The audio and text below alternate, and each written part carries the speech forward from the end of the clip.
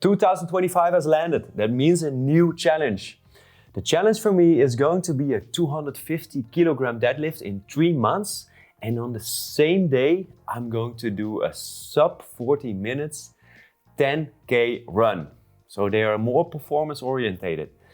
Last year, in the second half of 2024, I did a full triathlon. People also know it as an IRONMAN. And I ended up with it in a bodybuilding show as 5th of the Netherlands. And so there was a natural bodybuilding show and I learned so much. So now this new challenge is not so much on endurance, but mostly on like top performing, getting really strong for that deadlift. So I have to get a 250 kg deadlift. That means a lot of training. I have to gain 30 to 40 kilos more than where I'm now. And I have to speed up my running. And I'll be showing you guys what I'm going to learn within the coming 3 months, training-wise, getting stronger, but also how my training schedule is made. I did a short interview with a coach and he said like, it's not possible because you're running now 44 minutes, 43 minutes.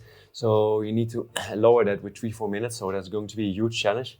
So let's see if it's possible. In this video, I want to share you my training schedule, how I set it up. I'll walk you through. And of course, if you have any questions, please leave them below or any remarks or like tips for me.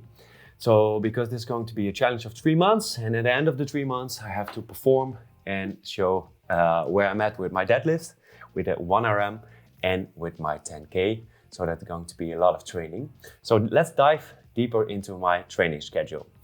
So my last challenge, the Ironman and the bodybuilding show, people asked me about my split. So I'll walk you through. So this is my training schedule. It's made with a Google spreadsheet, like kind of Excel. I have 7 days of training scheduled. 6 days with 1 rest day in between. I train every muscle group twice a week. So to get stronger and also want to retain my physique. Maybe in the future I want to do a bodybuilding show again. So it's good to do a lot of volume for me. So let me walk you through. So the day 1 is a deadlift because that's an important day for me. I have to get strong, so start of the week. Currently I'm doing a beltless deadlift with 180 kilograms for 5 reps. Before I did powerlifting competition and I was able to lift 250 easily, so that's going to be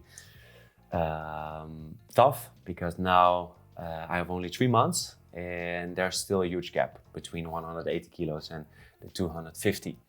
So on the first day you see a deadlift programmed and you see a pull day with some hamstring work, with some hip thrust work.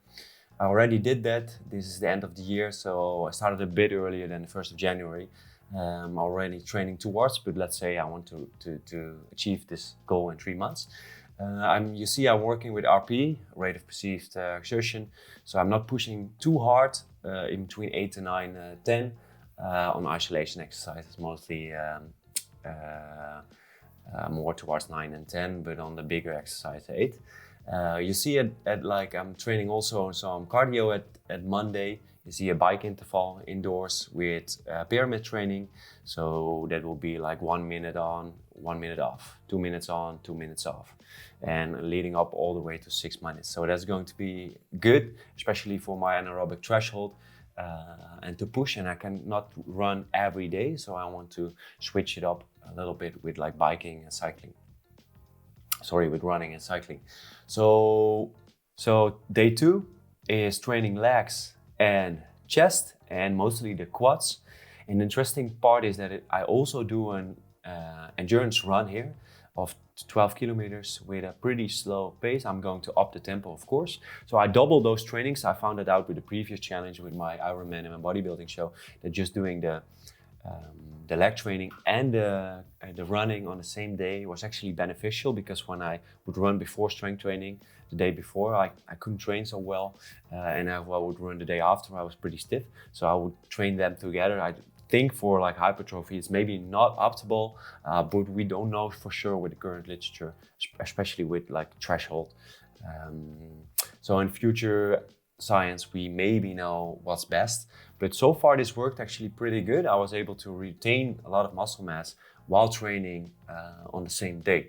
So I have a back squat planned. I have a Bulgarian split squat, some dumbbell work, some fly work. I mostly work with dumbbells, not with a barbell, because I found the range of motion more beneficial for me. And running is a bit slow pace. I'm training at 6 a pace, so that means like 10 kilometers per hour. So I'm going to up that a little bit. Maybe I'm going to be even faster, because now that's pretty easy. And when I did a triathlon, I was running really slow, 6 to 6:30. I think I'll up it up a little bit. On day 3, I do bike interval and some shoulder work and some calves. So I do a bike interval of 4x4, so I take 4 minutes of interval, kind of threshold training, and 4 minutes of rest. I changed it, so it's like classical Norwegian intervals. I take like 3 minutes rest instead of 4 minutes rest, because I found 4 minutes a bit too long. So I work my shoulders with mostly dumbbells and some cable work. I found it like you have constant tension, so that works really good. And I work again with RPEs. Everything is programmed, and over the weeks I try to have a progressive overload on most of the exercise, and especially the deadlift related exercises. There's the most attention needed, so I want to make progress with those exercises. And if my dumbbell of our Arnold presses is like a little bit getting stronger or a little bit less, I don't care so much, because the running and the deadlift is most important. So on day 4, I take a rest, so no training in the day, more time to work. So that's good. So that's actually also the challenge when you train so much. It's good to take maybe 1 or 2 days off. I found it too much when training 7 days. And then day 5 is again a deadlift. So you see some leg work, you see some back work, some seated rows, some chin-ups, weighted chin-ups, and also a running interval. So I train cardio, like I train running 3 times a week, 1 longer distance and 2 times an interval. And here I'll do an interval of 2K run, 1600 meter, 1200 meter and 800 meter. And I have some pace written down, so I want to try to work towards this. Let's see if that's possible. I have to do this run soon, so tomorrow I have to do this run. And I have all my exercises that are also beneficial for running. So for example, an hip thrust also helps me to run better. And I'm going to do a sumo stance deadlift, because I want to try how that works, if I can reach the goal of 250k deadlift easier with this. So in the coming weeks I'll decide which one I go for. Then the next day is it's a Saturday, that's day 6. In the morning I have a swim technique planned. I'm going to train with a triathlon club. So I think that's 60 minutes of my mostly technique. So not so high heart rate, maybe 1 or 2. And then I'll do again a double training with strength training. I have a dumbbell press, a Romanian deadlift. So it's interesting, 2 days after each other, a deadlift variety. And I have some dumbbell presses. So I'm going to work on my chest again. I want to retain enough muscle mass for maybe coming a bodybuilding show again. So I've already pre-planned some weights, and you see in the days leading up to, I already finished those trainings, and I scored my RPEs and put my weight in, and then over the weeks I can improve and get stronger. And here you see they already planned out automatically, so that's pretty cool actually, this system. If you have any questions regarding training schedules and how this works, please leave them in the comments. It really helps me. So, and then we have the last day, again, strength training day and a cardio day. I try to spread them out somewhere in between, I would say 3 to 6 hours, and not always possible time-wise, because I also run a business, coaching clients, and have to put in time there. So that's also always a challenge. I think you as a watcher can relate. So on this day I have an interval again. I started out the last weeks with an interval of 400 meters and then 12 times. And I want to do them in a time of 400 meters of 1:30. Then I have pretty high heart rate. I'm out of breath, so that's good. I'm going to jog in between sets, so not complete rest, and that's the rest is also in between 1 minute to 1:30. So I take 200 meters rest, 400 meters push. And on the same day, I'm going to do some shoulders again, some calves, because I want to strengthen them also muscular wise, and also it's good for the running. On these days, I mostly do the strength training first and then the cardio second. You see, lastly, I have a foot rehab. So in between exercises, I have a rehab in there, some hip work, some footwork to improve, and also is beneficial for my squats, for example, but also for the running. So training wise, I made like a training volume overview. This is automatically subtracted from the previous overview. That's pretty cool. So I made some English translation because it was all in Dutch. So I have quite a lot of total volume. So I always want to have in between 10 to 20 working sets. For example, 11.25 working sets for the biceps. You see, I'm pretty pushing on the glutes with 25. They're not so strong, but I also want to work on them because of the running. You see my pecs and my upper back, they got quite a lot of volume. It's in the yellow, and it means like maybe a bit too much. Let's see if I can tolerate.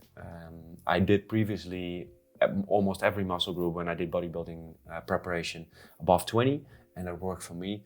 It doesn't work for every person, especially when I coach. You see a huge variety of training volumes that works best for people.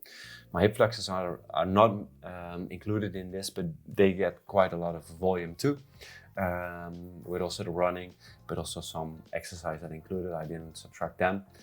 That's good for the next video. And then you see some calf work. I do some forearm work because they are not so strong, especially with the deadlift is also important for me to stabilize. And finally, also some abdominals work to keep my core engaged. So this is my training schedule for the coming weeks. I'm pretty sure I'm going to change it up a lot and edit it and, for example, get an injury and then change it up all again. So let's see what's going to be the next 3 months.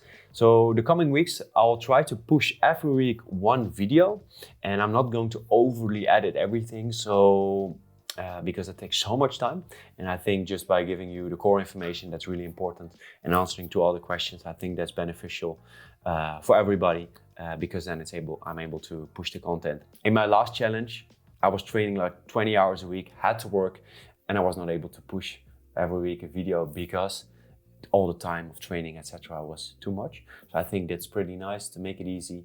I'll do some overlays, and if you have any questions or things you say, hey, you need to make a video about this, then let me know. And also, please follow me on Instagram, because I will be sharing some stories to walk you through what I'll experience the coming months. So let's see if it's possible. Some people are skeptical. I think I'm going to do it. So thanks for watching, and I'm curious about your journey. Also comment below, and I'll read it, and also that motivates me. Have a great 2025, and I'll catch you in the next video.